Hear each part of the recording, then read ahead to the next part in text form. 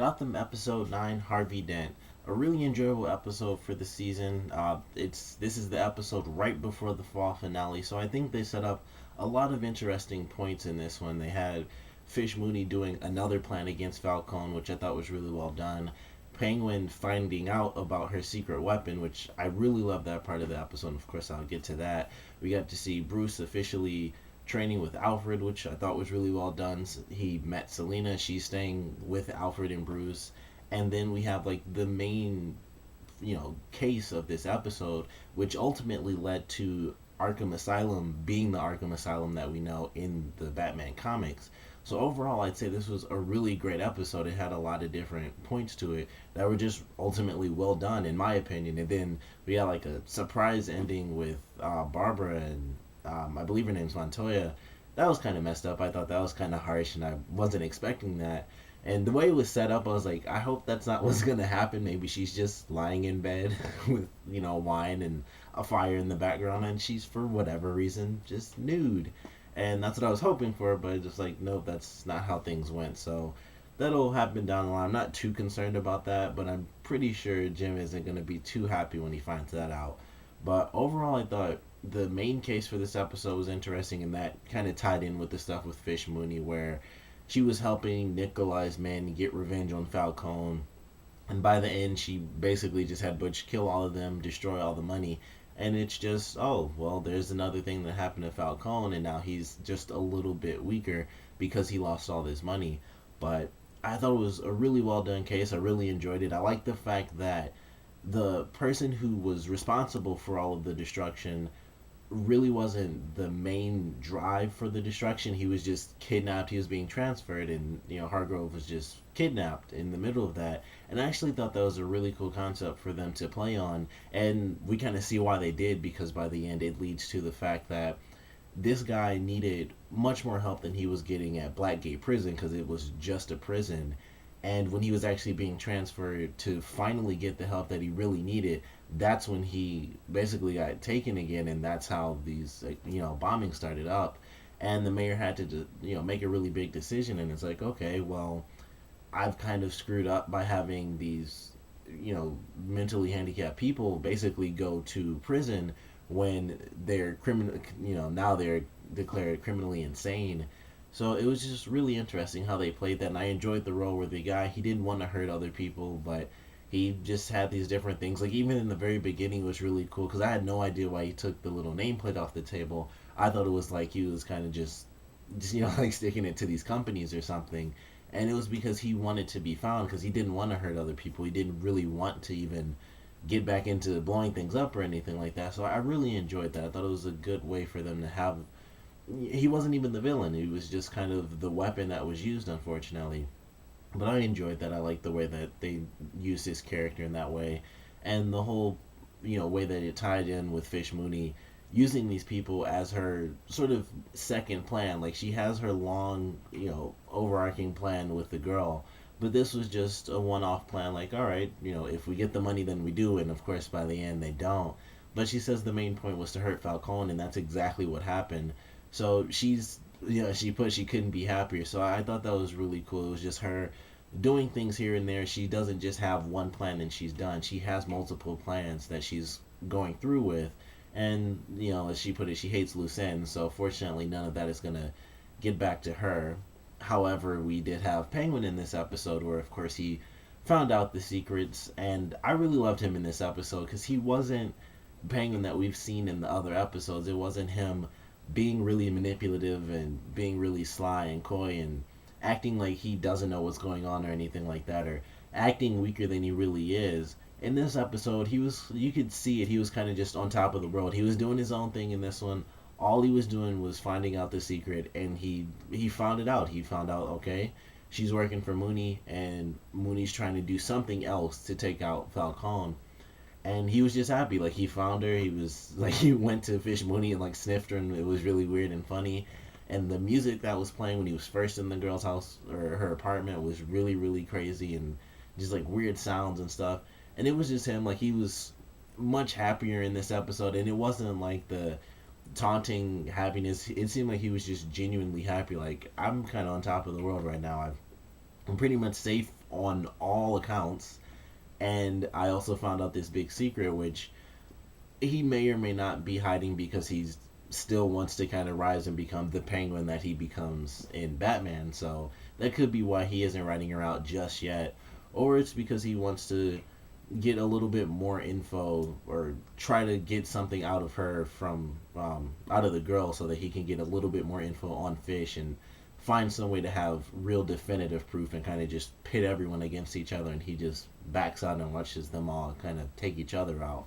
But I really enjoyed that, seeing him not having to come up with any plans or anything like that. He just broke into her house, like, all right, I found this.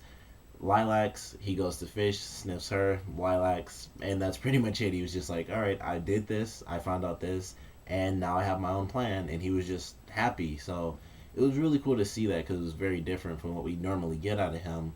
And it was just cool. Like, it seemed like they had a lot of great moments for the characters, and it was just a minor portion of the episode, and we even got some stuff like that with Nigma in this one, and I really loved him in this. I thought it was really funny, and we got the cool moment where he was testing out the stuff, where he, I guess, was kind of using the electrical charge from the big battery to see how powerful the explosion was, and they had like the game show going on, and he knew all the answers, and he actually got thanked by Bullock in this episode. So they kind of have it where they keep putting him in where he does something, and it seems like every episode he gets a little bit more recognition for what he does. So I enjoy that every time they do it, because it's like step by step it seems like they actually care about Nigma more, and then in the same way it's kind of ironic to see that, because it's like you would think they started off really praising him and then it just felt nothing, but it seems like it's going in the opposite, and he still ends up becoming the Riddler, even though it seems like they praise him more and more every time he helps out. So I enjoyed that, and he was funny, and he was also being really weird, like when he was touching Jim and Bullock and he was just like squeezing their arms and stuff. That was a really funny scene to me. Like, it made no sense, it was just really silly and funny, but I enjoyed that. Like, the couple of moments he had were really good. The stuff we got to see with Bruce and Selina Alfred I thought was really well done.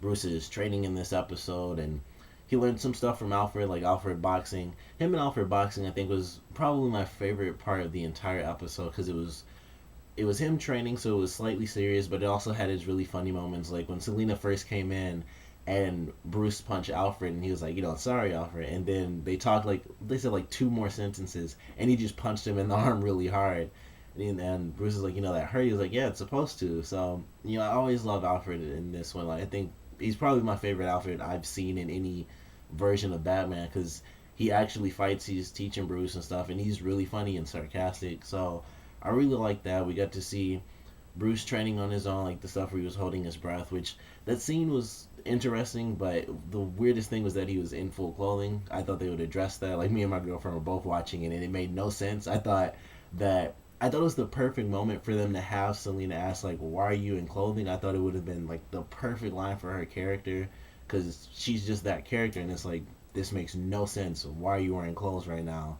And they kind of just skipped right past it. So I don't know if that was a deleted scene or they just didn't bother writing anything about that, but it was kind of weird that he was just in full clothing. It's not like it was cold or anything like that. It probably was in real life, which is probably like the only excuse they could have.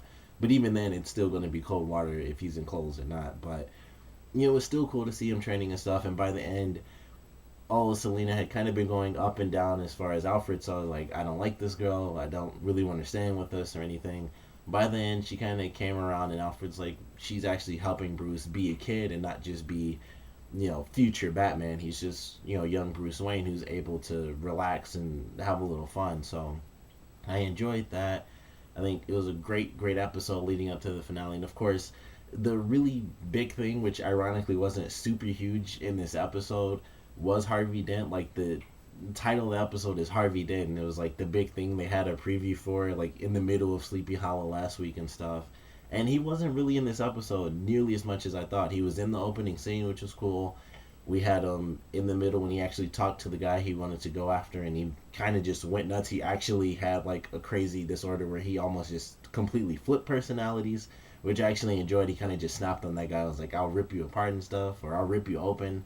So that was really weird to see, and he just kind of lost it. And then he went right back, was like, it's good to see you, Nick. And then that was it, and he just lost it. And then we got to see him at the very end of the episode, but he wasn't really in it nearly as much as I thought he would be. I like this character. He's very energetic, and it's like he seems like the type of character where it's like I know exactly what I'm doing, so I don't have any issues or any doubts at all. It's like I believe it's this guy. You know, like Jim said, he constantly said I'd bet my life on it, or I'd bet my career on it, and it's because he's so confident. It's like, you know, hey, I think that's true, so you know, kind of in his eyes, not to say he's arrogant or anything, but it's like I do my job well, so it's probably true. So I actually like that about his character. That actor also looks a lot like Ralph Macchio to me. I don't know why. Like my girlfriend thought the same thing. He looks a lot like Ralph Macchio to me. That's like every time I see him, I'm like Karate Kid. But I like the actor. I like the little bit we got to see of him. We're gonna get to see more of him in the fall finale. So I'm hoping they kind of use him much more honestly than they did in this episode, because it seemed like that was the whole point, and he was really in like the beginning, the middle, and the end of the episode for maybe 10 minutes total. I think in the beginning was the most we got to see of him. But I love the episode. I'm really excited for the fall finale because the preview was like really cool. My favorite part about that, of course, was Alfred actually fighting off like two people at once, and he shot a guy. So I can't wait to see that. That's what I'm most excited for. Is like some badass Alfred moments. But it looks like it's gonna be really good. Like it seems like a lot of crazy stuff is gonna go down next week. So I'm excited for that. Of course, comment below. Let me know what you guys thought about this episode. Favorite parts, your least favorite parts. And what do you guys think about Bruce training right now? Like him and Selena have kind of they've officially I guess bonded in this episode, but he's going through his training. He's learning his I guess more typical stuff from Alfred, and he's learning the more street based stuff. Like, you know, this is kind of the real life aspect of training from Selena, and that oddly enough the stuff he's learning from Alfred, which is like the actual combat stuff, is the last thing he needs to learn as far as I'm concerned. And it's more about being street smart and knowing that as Selena put it, when you're in Gotham, they don't fight with gloves and stuff like that. So, what do you guys think about his training? Is it just annoying to you, like, because you don't give a crap? You know, he's not gonna like instantly be Batman, or do you find it interesting that he's actually going through these steps and he is kind of training under two separate people right now? One of which is actually someone like basically his own age. Comment below, let me know, and thanks for watching.